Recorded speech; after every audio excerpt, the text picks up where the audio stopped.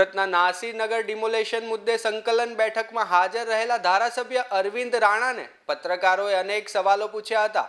જો કે દરેક સવાલના જવાબમાં તેમણે સ્પષ્ટ કહ્યું કે આ હાઈકોર્ટમાં ચાલી રહેલો મામલો છે અને તેના પર જાહેર ચર્ચા કરવી યોગ્ય નથી। તેમણે જણાવ્યું છે કે નાસીરનગર મુદ્દે આજે કોઈ વિશેષ બેઠક યોજાઈ નથી। ડિમોલેશન બાદ અનેક પરિવારો ઘર વિહોણા બન્યા હોવાના પ્રશ્ન પર અરવિંદ રાણાએ કહ્યું કે લોકો ન્યાયની માંગ કરી રહ્યા છે તે અને આખરે ન્યાયપાલિકા જે પણ નિર્ણય કરશે તે સૌને માન્ય રહેશે।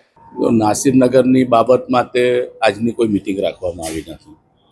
બીજી વસ્તુ એ છે કે મને લાગે છે ત્યાં સુધી, મને ખબર છે ત્યાં સુધી એ હાઈકોર્ટ મેટર છે અને હાઈકોર્ટ મેટર હોય તો એ સંજોગોની અંદર જ્યુડિશિયલ જ્યારે આ બાબત હોય ત્યારે મને લાગે છે કે આની કોઈ ચર્ચા કરવાનો અત્યારે કોઈ અર્થ નથી। કાકા એવું છે, હાઈકોર્ટ મેટર વાત અલગ છે અને મહાનગરપાલિકાની કમિટીની રચનાની વાત અલગ છે।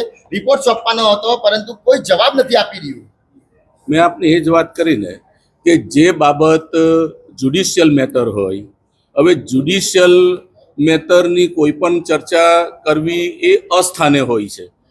કમિટીની વાત હોય તો એ કમિટી પણ આપણે હાઈકોર્ટને બંધાયેલી છે, એટલે જે કંઈક હાઈકોર્ટ ડિસિઝન આપશે એ બધાએ માન્ય રાખે। કાકા બીજી વાત છે કે ડિમોલેશન થયું છે પરંતુ કોઈ સ્વીકારવા તૈયાર નથી કે આ ભૂતિયા ડિમોલેશન છે કે સાચી રીતના થયું છે।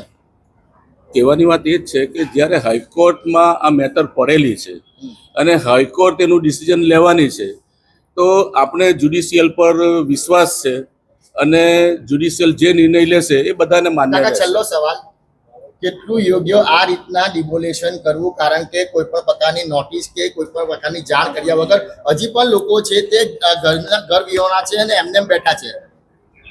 તમારી વાત એકદમ સાચી છે અને એટલા માટે જ ન્યાયની માંગણી થઈ છે।